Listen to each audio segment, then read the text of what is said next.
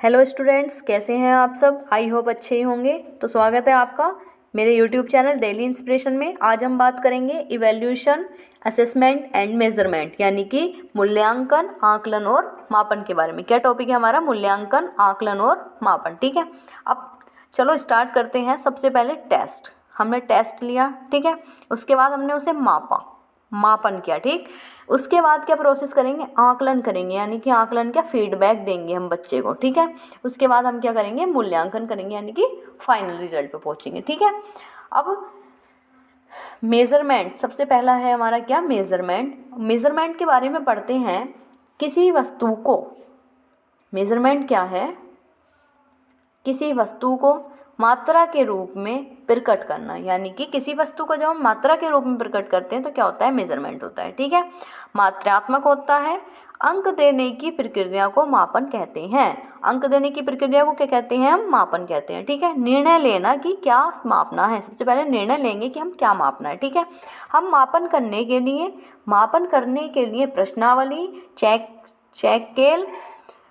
Scale इत्यादि से कर सकते हैं, ठीक है। मापन करने के लिए हम प्रश्नावली का भी यूज़ कर सकते हैं, ठीक है। नेक्स्ट बात करते हैं हम आकलन के बारे में। आकलन क्या होता है? बच्चे के हर पक्ष की जानकारी एकत्र करना किसी परीक्षण या जांच सूची में, यानी कि किसी परीक्षण में या फिर जांच सूची में बच्चे की हर प्रकार की जानकारी को जब हम एकत्र करते हैं वो आकलन होता है। शिक्षार्थियों के मूल्यों एवं अभिवृद्धियों का आकलन करने के लिए रोजाना उनका सूक्ष्म अवलोकन, यानी कि उनकी अभिवृद्धियों और का आकलन करने के लिए हमें उनका रोजाना सूक्ष्म अवलोकन करते रहना चाहिए, ठीक है। Next assessment. असेसमेंट 4 तरह से होते हैं, ठीक है। Self assessment, peer assessment, individual assessment और ग्रुप असेसमेंट, ठीक है। स्वयं आकलन, सहपाठी आकलन, व्यक्तिगत आकलन और समूह आकलन, ठीक है। शैक्षिक पक्षों का आकलन 2 प्रकार से होता है। कौन कौन से हैं वो?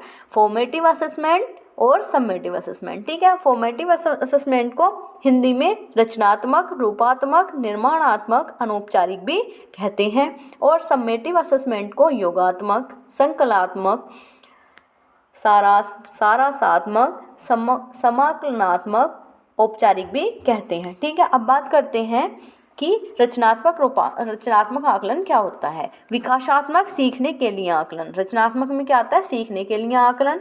और जो सम्मेटिव असेसमेंट में आता है अधिगम का आकलन, उपलब्धि शिक्षण और सत्रीय परीक्षण, पेन पेपर टेस्ट होता है, ठीक है। अब बात करेंगे फॉर्मेटिव असेसमेंट क्या होता है। शिक्षण अधिगम प्रक्रिया का अभिनंग है। शिक्षण क्या है? अधिगम प्रक्रिया का क्या है? अभिनंग है।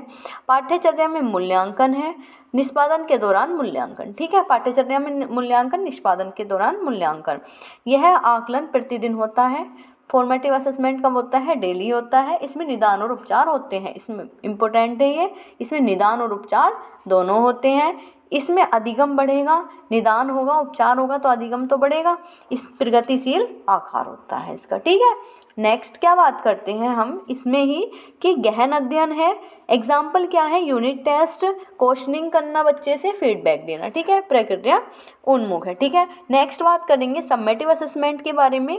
यह आकलन साल में 1 या 2 बार होता है। यह आकलन कब होता है? साल में 1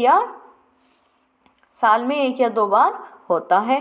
पाठ्यचर्या का मूल्यांकन पश्च निष्पादन मूल्यांकन भी कहते हैं। बच्चों की उपलब्धि को मापते हैं, इसमें परिणाम बताते हैं। सम्मेटिव में क्या करते हैं? हम रिजल्ट बताते हैं, ठीक है। इसमें निदान और उपचारात्मक नहीं होता, इसमें निदान और उपचार नहीं होता। ओरल, प्रैक्टिस, रिटर्न, तीनों टाइप का टेस्ट होता है, ठीक है। इसी के बारे में और बात करते हैं। श्रेणीकरण एवं प्राप्तिकरण, यानी कि डिवीजन देते हैं। सम्मेटिव में हम मानक परीक्षण का प्रयोग करते हैं, ठीक है। और इसी के साथ ये पॉइंट याद रखना कि मानक परीक्षण कभी भी बच्चे के लिए, अगर हम कहें कि मानक परीक्षण यानी स्टैंडर्डाइज टेस्ट है, वो कभी भी अच्छा नहीं होगा, ठीक है। उसको कट कर देना। प्रोडक्ट ओरिएंटेड, यानी कि उत्पादन उन्मुख होता है। आकलन के 4 प्रतिमान क्या क्या हैं? अधिगम के लिए आकलन, ठीक। अधिगम के लिए आकलन क्या होता है? फॉर्मेटिव असेसमेंट की तरह होता है। अधिगम के लिए आकलन फॉर्मेटिव असेसमेंट की तरह होता है। निदान एवं उपचार दोनों होते हैं। गेनफुल लर्निंग होती है। इस मॉडल में अध्यापक स्वयं बच्चों का आकलन करेगा। इस मॉडल में क्या करेगा? अध्यापक खुद से बच्चों का आकलन करेगा और बालक का निदान करके तुरंत उपचारात्मक शिक्षा भी प्रदान करेगा। ठीक है, किसमें? अधिगम के लिए आकलन में। ठीक है, अब बात करेंगे अधिगम के रूप में आकलन। अधिगम का निर्माणकारी उपागम सबसे ज़्यादा बाल केंद्रित है। अधिगम का जो निर्माणकारी उपागम है सबसे ज़्यादा बाल केंद्रित है। इसमें टीचर बच्चों की योग्यता के आधार पर ग्रुप में डिवाइड करते हैं। अधिगम के रूप में क्या करेंगे हम? बच्चों को उनकी योग्यता के आधार पर ग्रुप में डिवाइड करेंगे। कौन? विषमांगी समूह बनाएंगे और समांगी समूह अलग। ठीक है, इसमें सेल्फ असेसमेंट और पीयर असेसमेंट भी शामिल होता है। बच्चे एक दूसरे से सीखते हैं। बच्चे का सर्वाधिक सक्रिय भाग होता है।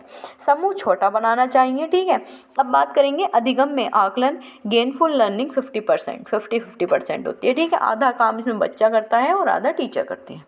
इस उपागम में बालक अपना निदान स्वयं करता है और उपचार उपचारात्मक शिक्षण की मांग अध्यापक से करता है। ठीक है, अब बात करेंगे अधिगम का आकलन पेनफुल लर्निंग होती है। इसमें निदान और उपचार नहीं होता। अधिगम के आकलन में निदान और उपचार नहीं होता। इसमें फाइनल एग्जाम है समेटिव का। ठीक है, मार्क्स मिलते हैं। ठीक है, कॉल्स में नहीं है, एग्जामिनेशन हॉल में होता है। ठीक है, पेपर पेन टेस्ट भी कहते हैं। अब बात करेंगे इवैल्यूएशन यानी कि मूल्यांकन के बारे में।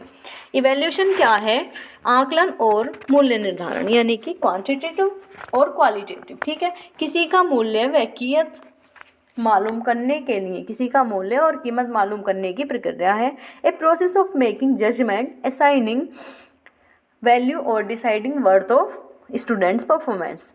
मूल्यांकन दो प्रकार से होता है, CCE continuous and comprehensive evaluation. ठीक है, सतत और व्यापक मूल्यांकन। सतत से क्या मतलब है? सतत का मतलब है मूल्यांकन पूरे साल अर्थात प्रतिदिन होना चाहिए। मूल्यांकन जो है पूरे साल हो या प्रतिदिन होना चाहिए। व्यापक से क्या मतलब है? कॉम्प्रिहेंसिव से बच्चों के व्यक्तित्व के शैक्षिक और सह शैक्षिक पक्ष दोनों का आकलन किया जाता है। इसी के साथ हमारी आज की क्लास कंप्लीट होती है। अगर आपको क्लास अच्छी लगे तो लाइक शेयर और कमेंट जरूर करें और चैनल को सब्सक्राइब जरूर कर लें और बेल आइकन को प्रेस कर दें, जिससे कि मेरी आने वाली वीडियो की आप तक सबसे पहले नोटिफिकेशन पहुंच जाए। इसी के साथ bye bye students, all the best.